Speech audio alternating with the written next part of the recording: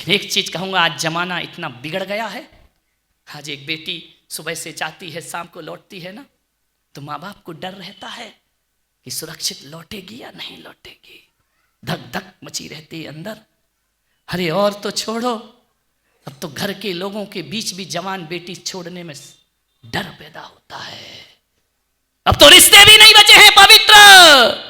जवान बेटी को घर के रिश्तेदारों के बीच भी छोड़ना अब संदेहास्पद हो गया है। अब तो नौकरों से भी डर लगता है। मेरे भाई ध्यान रखिए, ऐसा वातावरण हमारे समाज का, परिवार का बन गया। किस पर विश्वास करेंगे?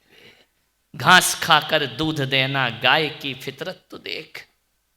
घास खाकर दूध देना गाय की फितरत तो देख। वो दूध पीकर जहर उगलना सांप की किस्मत तो देख। ध्यान रखिए, गाय घास खाती है और दूध देती है, सांप दूध पीता है और जहर उगलता है। ध्यान रखिए। आपसे अच्छे दोस्त बनाओ। आज बहुत दोस्त बन रहे हैं। दुख इस बात का है, फेसबुक में 2-2, 3-3, 5-5 हजार दोस्त हैं तुम्हारे, पड़ोस में कोई बोलता ही नहीं है। ध्यान रखना। आज जिंदगियां जो बर्बाद हो रही हैं ना, वो मोबाइलों से हो रही हैं। ध्यान रखना। वो दोस्त हैं जिनसे मिले नहीं, जिनसे कभी गए नहीं, ऑनलाइन फ्रेंडशिप। ध्यान रखना। जिंदगी बर्बाद हो रही है। मोबाइल पे जो लिखा जाता है ना, वो उतना सच नहीं होता जितना तुम समझते हो। ध्यान रखिए। वो लूटा जाता है, तुमको बहका दिया जाता है, मीठी मीठी बातें कर दी जाती हैं, तुम मीठी मीठी बातों में फंस जाते हो, गलत लोगों की संगति प्रारंभ हो जाया करती है। नहीं मेरे भाई, एक निवेदन है मेरा आपसे। मैं कह रहा हूं कि दोस्ती बहुत अच्छी होती है। कदम रुक गए जब हम पहुंचे रिश्तों के बाजार में। कदम रुक गए जब हम पहुंचे रिश्तों के बाजार में। बिक रहे थे खुलेआम रिश्ते बाजार में।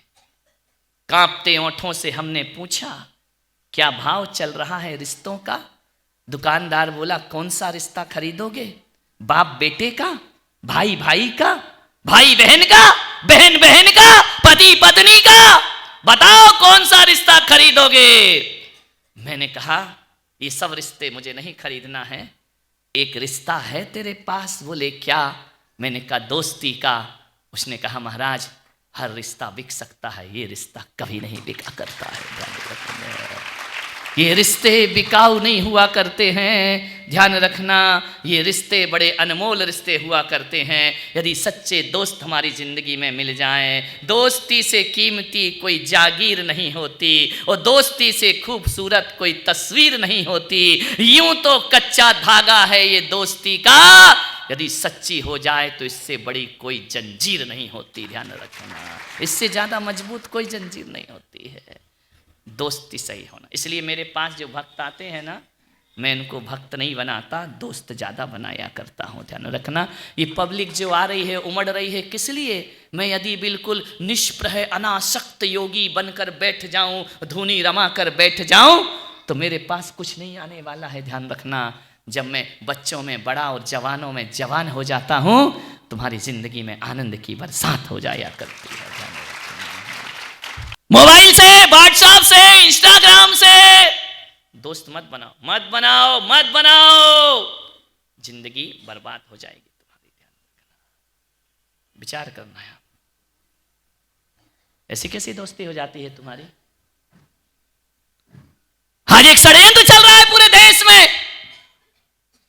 महाजन कौम की बेटियों को बर्बाद किया जा रहा है। आए दिन तुम देख रहे हो, उनकी आबरुआं लूटी जाती हैं, उनके साथ खिलवाड़ हुआ करता है, उनकी अस्मिता लूटी जाती है, और पूरे हिंदुस्तान में एक षड्यंत्र रचा जा रहा है सुनियोजित तरीके से। हमारी भारत की संस्कृति को तहस नहस करने का दुष्प्रयास चल रहा है। हमारी परंपराओं को छीना जा रहा है, हमारी धार्मिक आस्थाओं को छीना जा रहा है, और ये बेटियां गोरी चमड़ी और अच्छे स्मार्ट शकल देख करके अपनी जिंदगी को बर्बाद कर लिया करती। मत करिए ऐसा, ध्यान रखिए। साल 2 साल में क्या फेसबुक से दोस्त बन जाता है, क्या रास्ते में दोस्त बन जाता है। 1 साल के प्यार में 26 साल के प्यार को ठुकरा कर बेटी भाग जाया करती है। जिस माँ बाप ने बड़ा किया है, पाल पोस करके बड़ा किया है, जिस माँ बाप ने इतने एहसान किए हैं तुम्हारे ऊपर, अपने अरमानों का गला काट करके तुम्हारी जिंदगी को बनाना जिस माँ बाप का सपना रहा है, जिस माँ बाप ने तुम्हें इज्जत की जिंदगी दी है,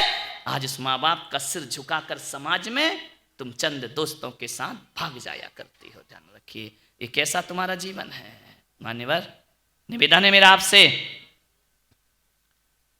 वो स्थिति होती है ऐसी बेटियों की कि यहां से हमारी समाज की बेटियों को ले जाया जाता है, उनका दैहिक शोषण होता है, और जब जी भर जाता है कामुकता की मंडी में उन्हें बेच दिया जाता है। ध्यान रखना, वो बेटी जो भाग करके गई है वो दोबारा कैसा जीवन जिएगी। दोबारा समाज क्या उसे एक्सेप्ट करेगा? क्या परिवार उसे एक्सेप्ट करेगा? क्या कोई लड़का ऐसा है जो भागी हुई लड़की से शादी करने की ताकत रखता हो? कोई नहीं करेगा। ध्यान रखना, उसके लिए एक ही रास्ता बचता है, फिर वो आत्महत्या कर लेती है या कामुकता की मंडी में जाकर व्यवसाय और देह का धंधा प्रारंभ कर दिया करती है। मान्यवर, सावधान हो जाएं हमारी बेटियां। एक बात याद रखना, इज्जतदार घर की लड़की अपने मुंह से पति नहीं मांगा करती हैं, जो माँ बाप दे देते हैं उसे स्वीकार कर लिया करती हैं। ध्यान रखिए, अपने मुंह से अपना पति मांगते हो, ये कैसा चरित्र है हमारा।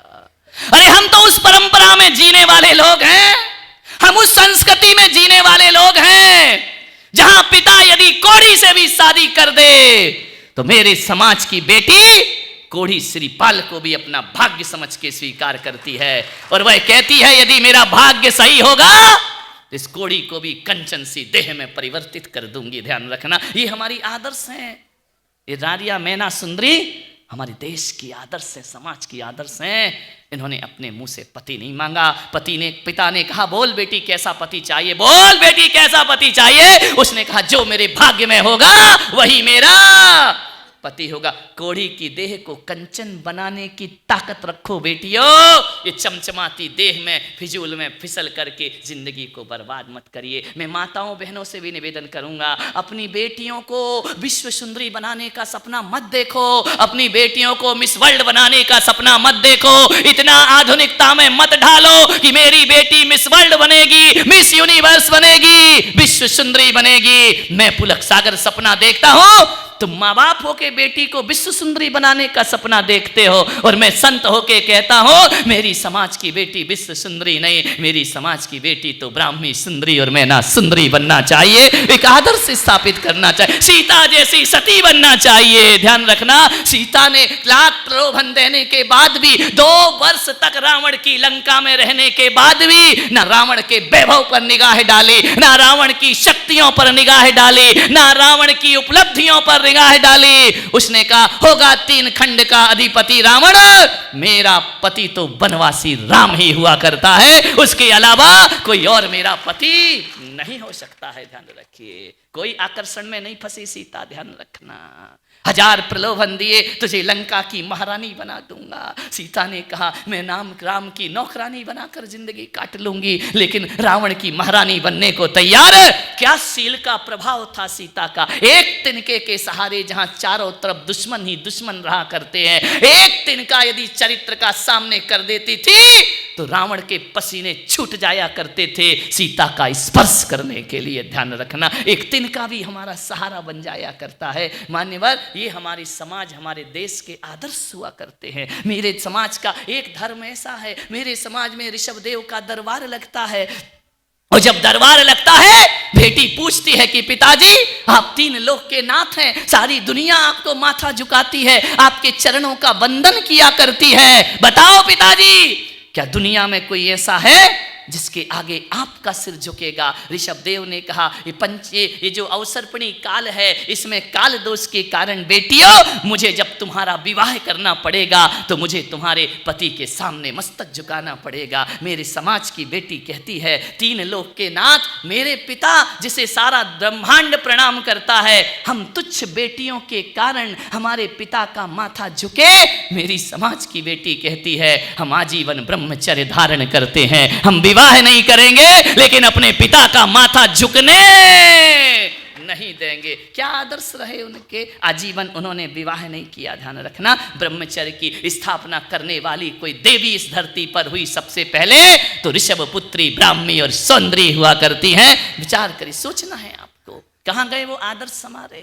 ये ऐश्वर्या राय, ये दुनिया भर के कलाकार फिल्मी, ये तुम्हारे आदर्श बन रहे हैं। ध्यान रखना, महापुरुष आदर्श नहीं बने।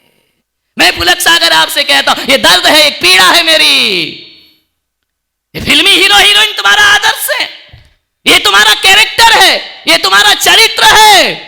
अरे पागलो, वो फिल्मों के पर्दे पर जो दिखते हैं ना, ये लड़के जो हीरो कपड़े उतार कर खड़े रहते हैं, कुछ नहीं होता, वो नोट कमा रहे हैं और तुम्हारी जिंदगी बर्बाद कर रहे हैं। ध्यान रखना, उन्हें पैसा मिलता है, तुम्हारा चरित्र चला जाता है। ध्यान रखिए, वो तो नोट कमा रहे, वो तो मूर्ख बना रहे हैं सारी दुनिया को। जितना सर्वनाश इस देश का पिक्चरों ने किया है, उतना इस संस्कृति को तहस नहस कोई नहीं कर पाया। अंग्रेज भी नहीं कर पाए, ध्यान रखना, मुगल भी नहीं कर पाए। सबसे ज्यादा हमारी सांस्कृतिक विरासत और चारित्रिक पतन में कोई कारण है तो तुम्हारी फिल्मों में आने वाली ये पिक्चरें तुम्हारे चरित्र के पतन का कारण है। मेरे भाई ध्यान रखिए, आपके घरों में इंटरनेट है, आपके मोबाइलों में इंटरनेट है, 24 घंटे क्या देखते हैं ये लोग। ध्यान रखिए मान्यवर, ये तुम्हारे जीवन को तहस नहस कर देंगे। ये हमारे आदर्श कैसे हो सकते हैं? हमारी आदर्श सीता है, हमारी आदर्श द्रौपदी है, हमारी आदर्श चंदन वाला है, हमारी आदर्श मैना सुंदरी और सुरसुंदरी हमारे जीवन का आदर्श हुआ करती है। आपसे निवेदन करता हूं, इन बेटियों को इतने आधुनिक मत बनाओ। आप विश्व सुंदरी भी बन गई ना, तो जिस सड़क से गुजरेंगी लोग सीटे बजाएंगे। लड़के ध्यान रखना, ये तुम पे तंज कसेंगे, ये तुम्हारे रूप पर आकर्षित होंगे, ये तुम्हें कामुकता की दृष्टि से देखेंगे। और यदि किसी शहर के बीच बाजार से भी कोई बेटी यदि सफेद वस्त्र पहनकर निकलती है तो कामुक से कामुक बेटा भी साध्वी समझ के उनके चरणों को प्रणाम कर लिया करता है। ये हमारा चरित्र है। अच्छे वस्त्र पहनो, अच्छे तरीके से रहो। विचार करिए, एक बेटी मेरे पास आई, बोले महाराज मेरी मम्मी बहुत खराब है। तो मैंने कहा बदल ले। क्या कर सकता हूं मैं, खराब है तुम। मैंने कहा क्यों खराब है? बोले मेरे पापा बहुत खराब है। मैंने कहा सब खराब है, तू ही एक अनोखी पैदा हुई घर में। मैंने कहा क्यों खराब है? बोले देखो ना, मेरा भैया 12 बजे रात को भी आए तो मेरी मम्मी कुछ नहीं बोलती है, मेरे पापा कुछ नहीं बोलते हैं, वो कुछ भी पहने कुछ नहीं बोलते हैं, मेरे पहनने पे रोक लगती है। मैं लेट घर आ जाऊं, 5 मिनट स्कूल कॉलेज से 10 प्रश्न पूछे जाते, कहां थी, क्यों गई थी, क्यों लेट हो गई। विचार करिए, मैं कुछ भी करूं मेरे कपड़ों पर रोक है, मेरे बोलने पर रोक है, मेरे घूमने पर रोक है, मेरे यहां वहां जाने पर रोक है। हमारे साथ ये दोयम व्यवहार क्यों होता है? भैया के साथ तो कुछ नहीं होता, वो कुछ भी करे, पापा कुछ नहीं बोलते, मम्मी कुछ नहीं बोलती है। मैंने कहा एक बात ध्यान रख बेटा, तेरी मम्मी बहुत अच्छी है, तेरे पापा बहुत अच्छे हैं। बोले खाक अच्छे हैं, थोड़ी सहेली के यहाँ चला जाऊं तो 10 फोन करती है, कहाँ है, क्या कर रही है। मैंने कहा एक बात बता, मैं मालेगांव की बेटियों से भी निवेदन करना चाहता हूं कि आपके घरों में किसी के घर में तो होगा ना एक आध हीरा तो होगा, हीरे की अंगूठी तो होगी ना। आप बताइए, हीरे की अंगूठी को माँ बाप कहाँ रखा करते हैं? एक डिब्बी में रखते हैं ना, डिब्बी के ऊपर एक डिब्बा होता है, डिब्बा के ऊपर एक डिब्बा होता है, फिर वो अलमारी में जाता है, अलमारी के अंदर लॉक होता है, लॉकर के अंदर एक और लॉकर होता है। कितने संभाल करके हीरे को रखा जाता है। हीरे को ऐसा नहीं रखा जाता है। लेकिन जब बाजार से सब्जी भाजी लाओ तो बताओ किस लॉकर में रखते हो? बेटी बोली वो तो ऐसे ही डाल देते हैं डोलची में। मैंने कहा एक बात याद रख बेटा, जो सब्जी भाजी हैं वो बेटे हुआ करते हैं, और जो हीरा है वो बेटियां हुआ करती हैं। ध्यान रखना, बेटी हीरा है, हीरे को संभाल के रखना पड़ता है। ये लड़के सब्जी नहीं, यहाँ के लड़कों की बात नहीं कर, कहीं भी पड़े रहे, इनसे क्या लेना देना है। ध्यान रखना, बेटी घर की इज्जत है। ध्यान रखना, बेटी घर का चरित्र है। विचार करिए, बेटी को बहुत संभाल के रखना पड़ता है। आज माँ बाप इस हालात में, इस वातावरण में बेटी को जन्म देने से डर रहे हैं। ध्यान रखिए, एक बेटी पैदा हो जाए तो एक बाप सोचता है, वो ऐसे जीता है, ऐसे जीते हैं माँ बाप। एक बेटी को पालना हाथ पे अंगार रखने जैसा है। ध्यान रखना मान्यवर, मैं बेटियों से निवेदन करूंगा, विचार करना है आपको, ऐसे भागो मत। अंतरजातीय विवाह हो रहा है, अपनी धर्म संस्कृति को खोया जा रहा है, अपनी धार्मिक आस्थाओं से खिलवाड़ हो रहा है। मान्यवर, इससे ज्यादा पतन के रास्ते कोई दूसरे नहीं हो सकते हैं। ध्यान रखिए, आपसे निवेदन है, लव जिहाद करके पूरी दुनिया को बर्बाद किया जा रहा है। कीमत लग रही है बेटियों की, जैनों की बेटी इतने में, ब्राह्मण की बेटी इतने में, सिख की बेटी इतने में, इनके धर्म को नाश कर दीजिए। मान्यवर ध्यान रखना, आज हजारों लड़कियां भाग गई हमारी समाज के, यदि आंकड़े देखोगे ना, भाग गई थोड़ी सी चिकनी चुपड़ी बातों में, चमचमाती देह में, ध्यान, गोरी चमड़ी, इसमें आकर्षित हो जाती हो, अपने धर्म, अपनी संस्कृति, अपनी सभ्यता को खो दिया करती है। एक रेपुटेड लड़की, रेपुटेड परिवार की, फैमिली की लड़की भाग गई एक लड़के के साथ, जिस माँ बाप ने इतनी इज्जत कमाई थी समाज में, जिसने बड़ा अपनी प्रतिष्ठा बनाई थी समाज में। मेरा सुन लो भाई, तुम्हारी बेटी का नहीं, दूसरों का तो ध्यान रखो, विचार करिए। प्रतिष्ठा कमाई, इज्जत कमाई, मंदिर में जाते थे लोग, जय जिनेंद्र किया करते थे, उसकी मां की बड़ी धाक थी समाज में, समाज की अध्यक्ष बन करके रहा करती थी, महिला मंडल की अध्यक्ष रहा करती थी। लेकिन एक दिन बेटी ने निर्णय ले लिया, मैं उस लड़के के साथ जाऊंगी। मां ने पैर पड़े, बेटा देख ऐसा मत कर, लाचार है मां बाप, क्या कर सकते हैं, क्या करें वो माता पिता। दादाजी ने कहा मैं तेरे पैर पड़ता हूं बेटा, ऐसा मत कर, मत भाग। किसके साथ भाग रही है तू? ना तूने उसका धर्म देखा, ना मजहब देखा, ना जाति देखी, ना संस्कार देखे, चरणों में गिर गया पूरा परिवार। लेकिन लड़की नहीं मानी, नहीं, मैंने निर्णय कर लिया है, मैं उसी के साथ जाऊंगी। ऐसे दिन आ गए तुम्हारे घरों में, मान्य खूब मनाया भाभी ने, भैया ने कहा मैं तुझे मार दूंगा। बोले मार दे तो मार दे, शादी तो उससे होगी। भाग गई उस लड़के के साथ, मालूम है अहमदाबाद की घटना है, भाग गई उसके साथ। जैन परिवार की लड़की, जिसने कभी जिंदगी में हिंसा नहीं देखी, जिसने कभी चींटी को नहीं मारा, भाग गई उस लड़के के साथ जो मांस का व्यापार करता है। ध्यान रखना, सोचना है आपको।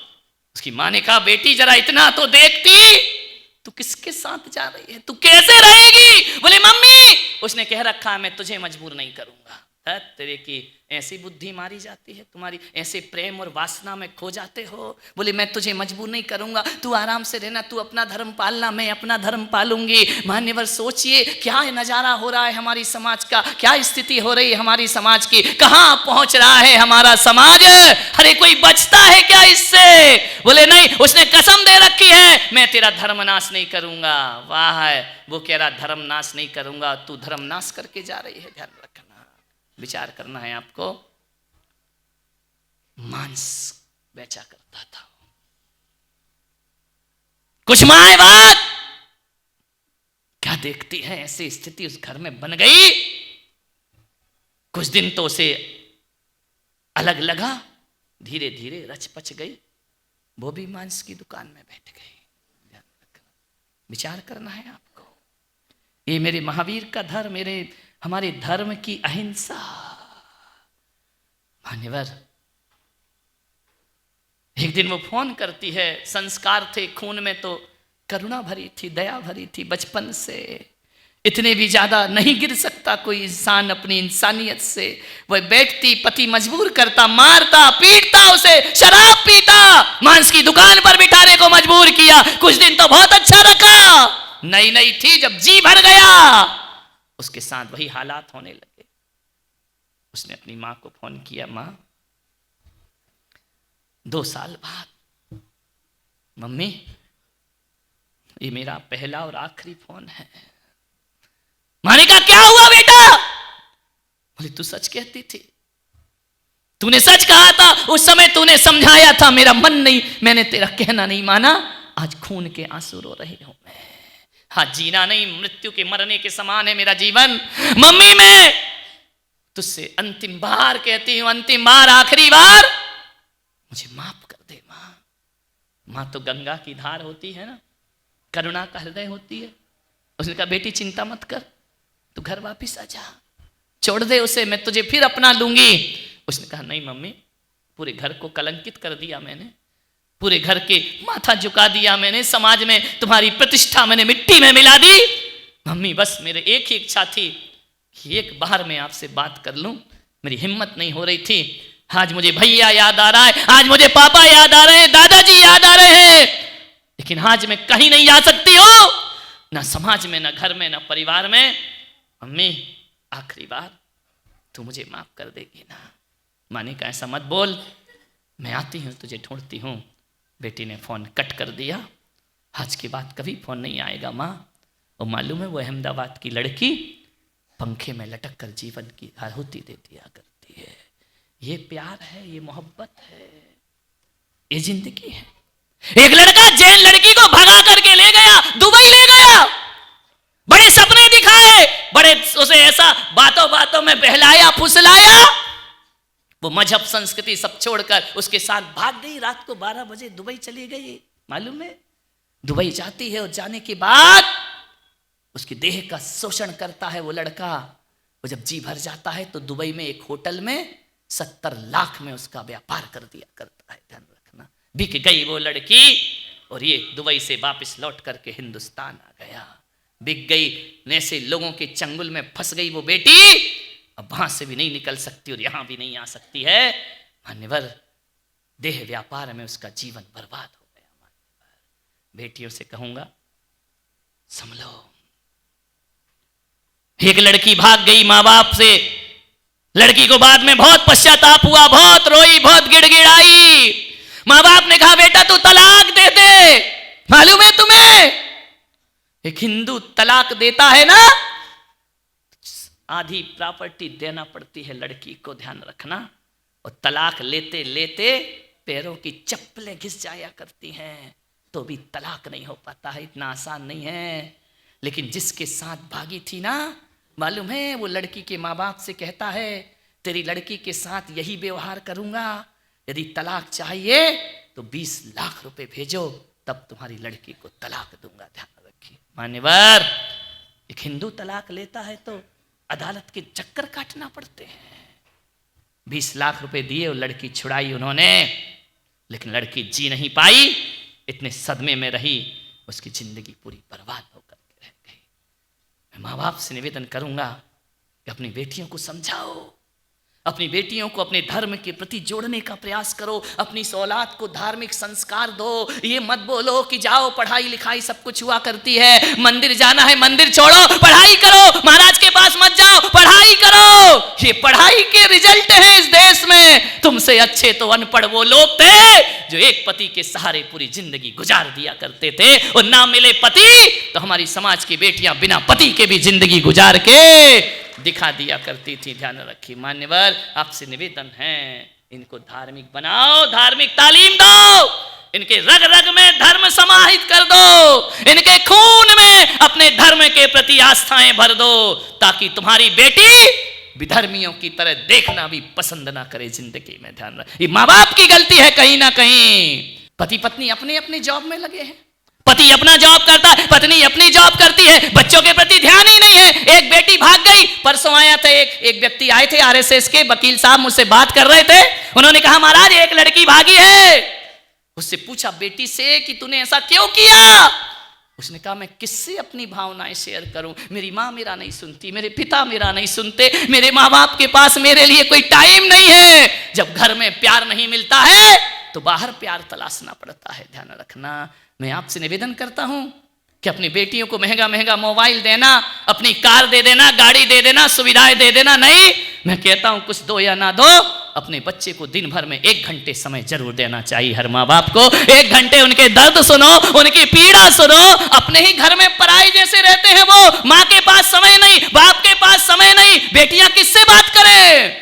मान्यवर ध्यान रखिए, बच्चों को समय दीजिए। ट्यूशन के हवाले बच्चे कर दिए, स्कूल के हवाले बच्चे कर दिए, 2 बच्चे नहीं पलते तुमसे, तुम्हारे माँ बाप ने 8-8 बच्चे पाल पोस के बड़े किए हैं, ध्यान रखिए।